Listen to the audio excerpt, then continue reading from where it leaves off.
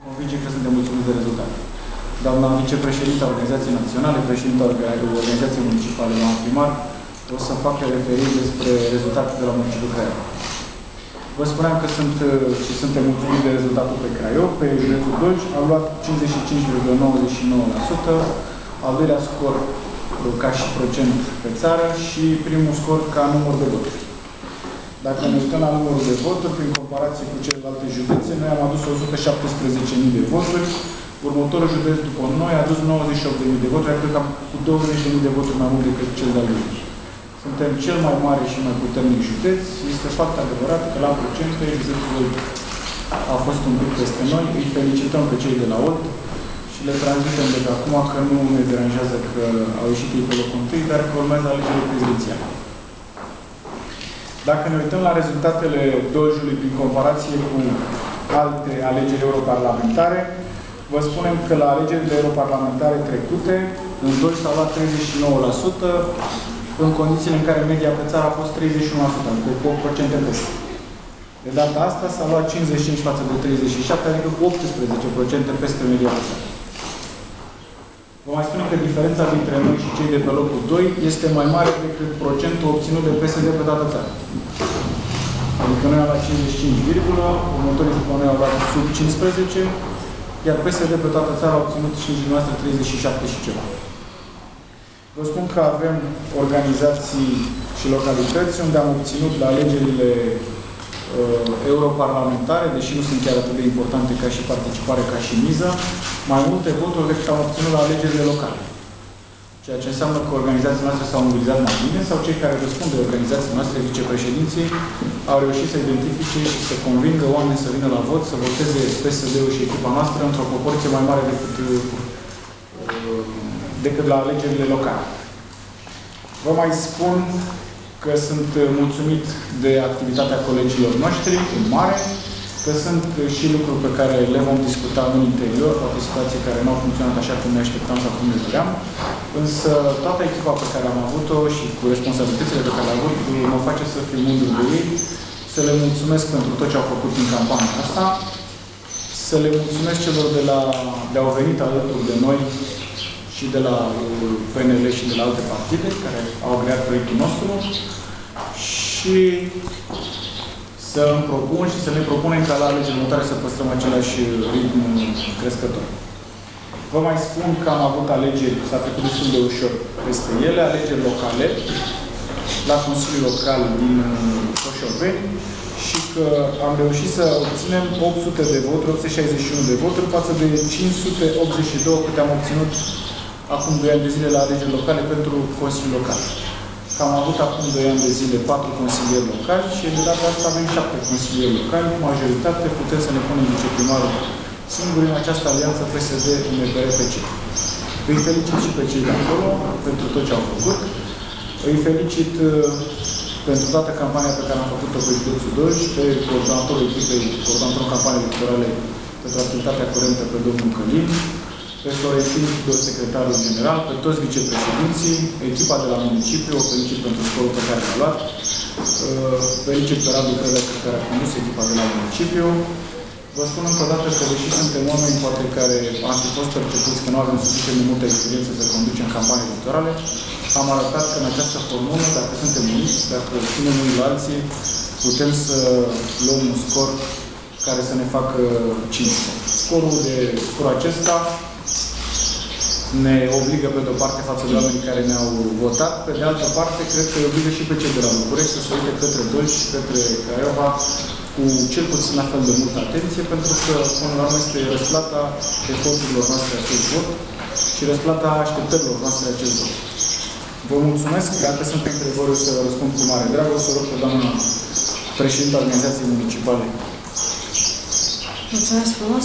Eu, în primul rând, aș vrea să le mulțumesc tuturor celor care ne-au votat, care au avut încredere în noi în continuare și care sperăm și de acum încolo să aibă încredere în noi, pentru că scorul pe care l-am obținut pe Craiova și pe județul Dolj ne obligă să fim foarte responsabili în ceea ce vom face de acum înainte în administrație, în primul rând, pentru că Oamenii când ies la vot, în primul rând, sunt interesați de proiectele administrației locale, mai puțin de ceea ce se întâmplă la guvern și mai puțin față de ceea ce se întâmplă în Parlamentul European.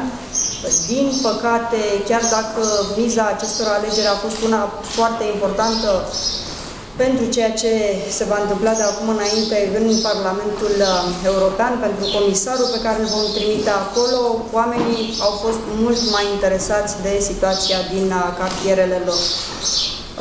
Știam de la început că vom avea primul scor pe România.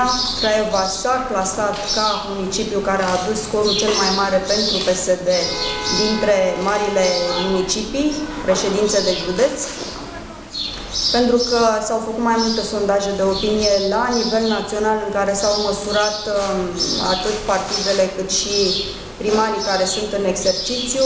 Pe toate sondajele am ieșit primarul cu cea mai mare încredere a populației și de asemenea ca și partid cu cea mai mare încredere aici pe municipiul Craiova pentru PSD.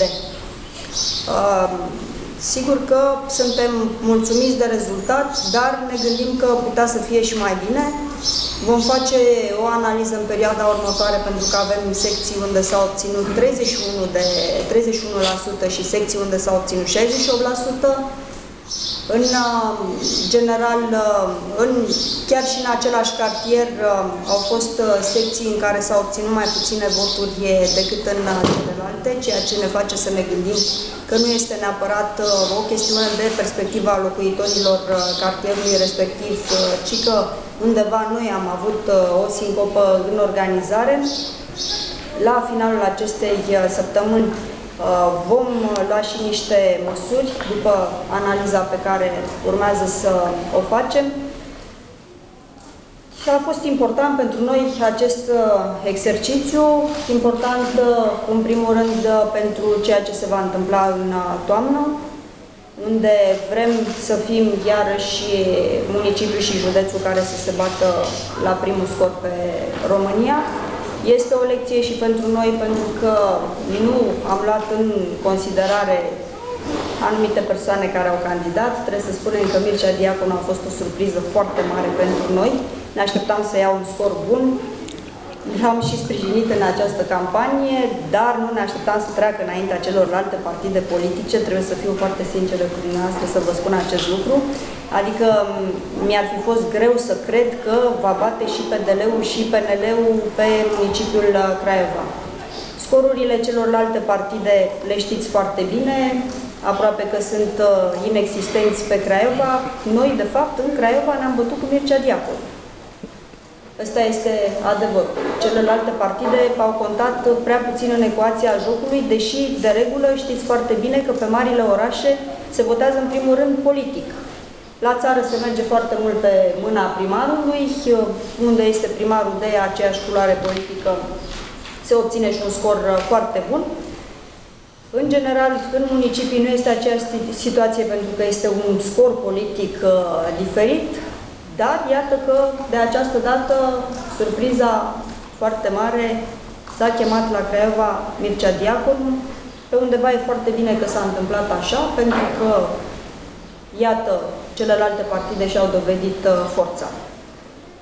Am crezut la început că ne-a bătut Târgu Jiul, am fost foarte supărată în seara alegerilor. După ce s-a centralizat absolut totul, am văzut că între noi și celălalt municipiu de pe România a fost o diferență de aproximativ 4%. Deci nu putem decât să fim bucuroși că acolo, în București, suntem clasificați în topul național ca prima organizație și cea mai puternică. Am primit felicitări și de la conducerea partidului.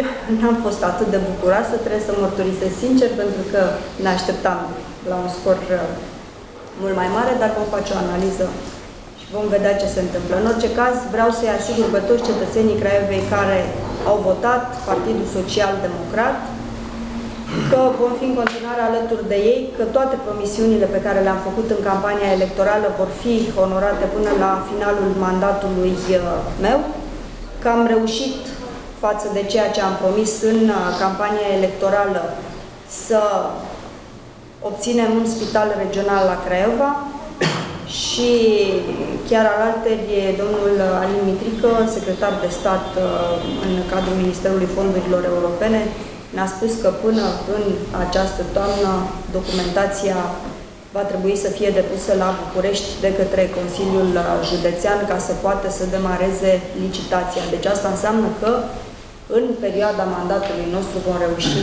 să avem măcar în proporție de 80% finalizat un spital regional. E o promisiune pe care noi n-am făcut-o niciodată, dar iată că ea se concretizează, toate celelalte sunt în grafic. Așa cum ați văzut, pe spital lucrăm foarte mult și s-au făcut schimbări majore în toate spitalele care sunt ale municipalității. În școli, iarăși, investim foarte mult. Sperăm să convingem Guvernul Ponta să anuleze ordonanța de urgență a domnului Boc, care la ora actuală ne împiedică să cumpărăm mobilier nou și să putem să facem și acest lucru. Terminăm acum licitația pentru drumuri și vom începe cu asfaltările. Deja marile bulevarde sunt licitate și au demarat lucrările de asfaltare. Stadionul la fel este în grafic, trebuie să se deschidă la București de către Compania Națională de Investiții ofertele pentru concursul de soluții. Este probabil cea mai mare investiție care va intra pe mandatul meu în Craiova și oricum cea mai mare investiție din ultimii 25 de ani din întreaga regiune. Stadionul care va costa aproximativ 555 de milioane de euro. Părculețele, așa cum ați văzut, se schimbă, tot orașul este într-o continuă transformare și sunt absolut convinsă că toți locuitorii Craiovei, după ce voi finaliza mandatul, vor fi mulțumiți de ceea ce s-a schimbat în Craiova. Bineînțeles, dacă se dorește să recunoască faptul că se fac aceste schimbări.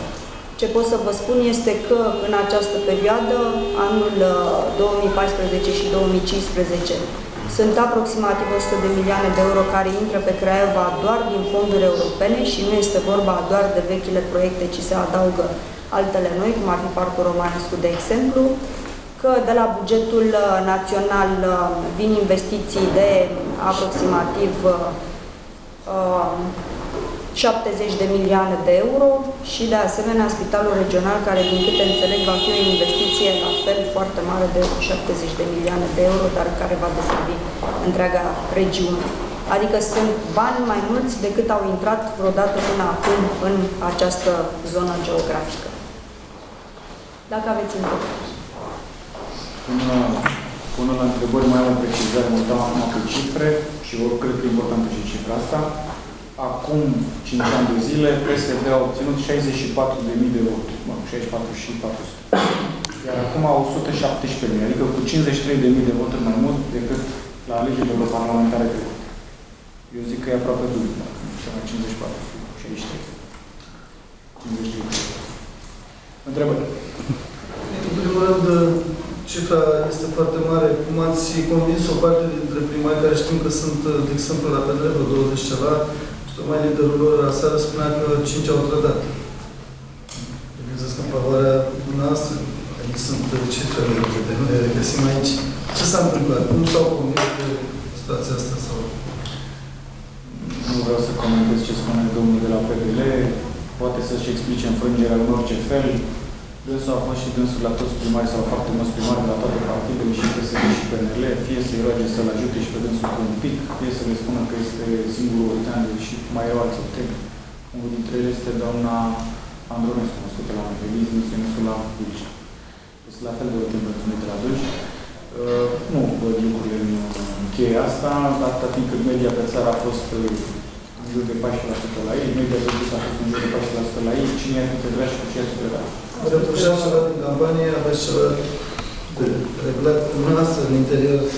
Am spus, cel puțin la nivelul organizației județene, chestiile de analiză, sigur că nu peste tot lucrurile sunt așa cum ne-am așteptat, sunt lucruri peste când ne-am așteptat, sunt și lucruri poate sub, sunt chestiuni pe care le discutăm între noi, spre sfârșitul săptămânii să discutăm chestiunea asta și să vedem ce avem de făcut. Vor fi sancțiuni sau? Înainte de campanie spuneam că unii joacă la promovare, unii joacă la retrogradare. Acum trebuie să evaluăm toate cifrele în între context. Până la urmă, atât cât e cel mai mare număr de voturi pe România și fără 2% nu ești și cel mai mare ca și procent. Ai cea mai mare diferență față de următorii contracandidați. Am reușit, sau mă rog, au reușit, cei de la PNL să aibă un rezultat dintr-o cifră. Au reușit toate partidele de pe Craiova să fie sub un candidat independent, bineînțeles noi de departe pe locul întâi. Deși pe Craiova ne uităm la un scor de 45%, care față de media județeană ne trage în jos, este cel mai mare scor pe care îl obține partidul Alianța PSD-UNPR-PC pe tot ce înseamnă Marea Municipie. Așa că nu știu cât de mult am putea să recunoaștem, dar vom discuta punctual toate chestiunile astea spre sfârșitul săptămânii și vom avea și deciziile de viitor. Cât de mult v-a ajutat Alianța în această campanie? Cu UNPR-ul și cu PC-ul ne-a ajutat în condițiile în care te bați pentru fiecare vot. Orice fel de ajutor este binevenit. La Partidul Conservator știți ce s-a întâmplat, așa că nu ne-am putut baza foarte mult. Mare parte din campanie n-a putut să fie alături de noi. I-am înțeles, e un gest regretabil. Îmi pare rău că nu poate să fie aici lângă noi președintele. Ne-am bazat și pe ei și la UNPR ne-am bazat pe eforturi. Sunt localități și oameni din teritoriul valoroși, oameni de echipă, oameni care au pus umărul. Sunt poate și situații pe care, înainte de a le spune public, trebuie să le discutăm între noi. Cum ar trebui să se schimbe relația între PSD Dolj, ca filială care dă cele mai multe voturi la partid și implicit la guvern, în relația aceasta cu guvernul, adică ar trebui să devină Doljul ce a fost Clujul în perioada PDL? Noi suntem într-o situație bună, foarte bună sau din ce în ce mai bună. Cei de la București se uită la noi, s-au uitat la începutul alegerilor cu speranță că vom confirma așteptările lor. Cred că le-am confirmat având în vedere cifrele, având în vedere că organizația de la Dolj a fost tot timpul una bună, dar niciodată una care să fie exact aici. Să se lupte la locul întâi, să dea un număr foarte mare de voturi. Vă spuneam, încă o dată, la europarlamentarele trecute am adus la Organizația Națională 64.000 de voturi. Acum, cu 50 ceva de mii de voturi mai mult, adică 117. Ne așteptăm să fim, nu noi neapărat ca persoane, ci mai degrabă Doljul și Craiova, într-o abordare privilegiată de guvern și de majoritatea din Parlament. Adică sunt destul de multe proiecte în care atunci când solicităm sprijinul se întâmplă. Avem un primar și vicepreședinte la nivel național care se bate foarte mult, dar de data asta are și argumentele în spate în fața oricăror colegi care îmi spune, dar de ce să faci stadionul la Craiova? Uite-te la rezultat să vezi că oamenii din Craiova au așteptări de la guvern și bineînțeles că asta ar trebui răspătit.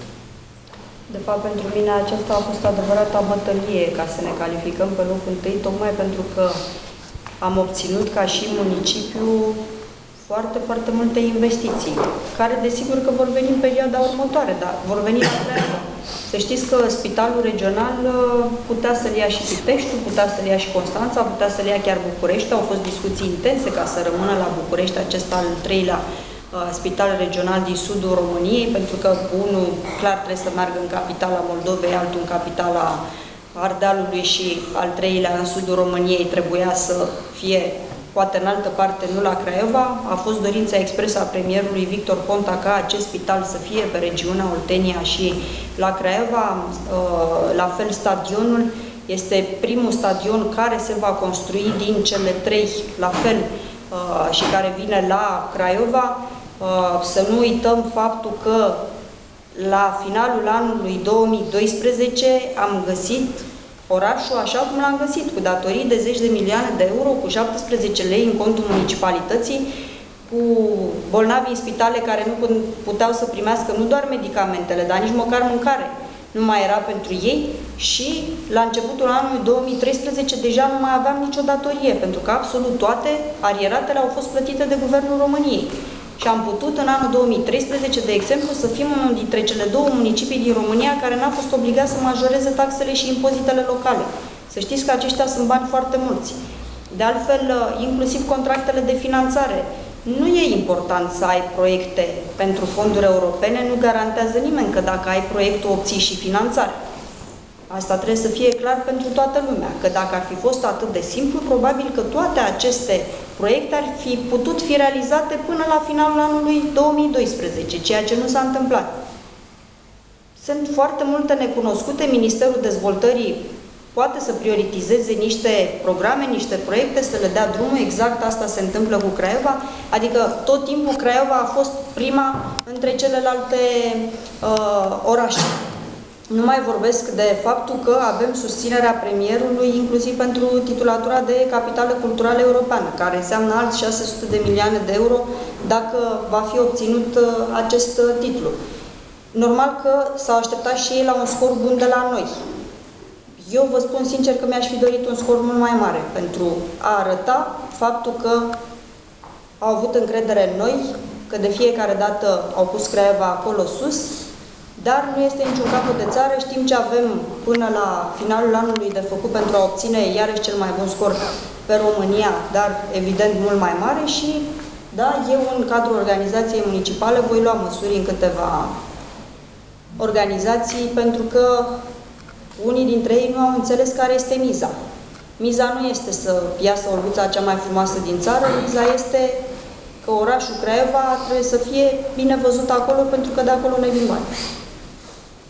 Mai vreau să și să completez doar că a fost o presiune foarte mare pe noi, toată conducerea organizației județene și municipale, că singuri am ridicat nivelul de așteptare, că evenimentul de la Polivalent am primit felicitări atunci și am fost dat exemplu în toată țara când a mai fost premierul și echipa să spună ce e la Craiova, că se aștepta la un rezultat bun de la noi și că sigur că am avut emoții când se numărau voturile ca aceste așteptări care erau de la noi să se ridice la nivelul pe care îl speram.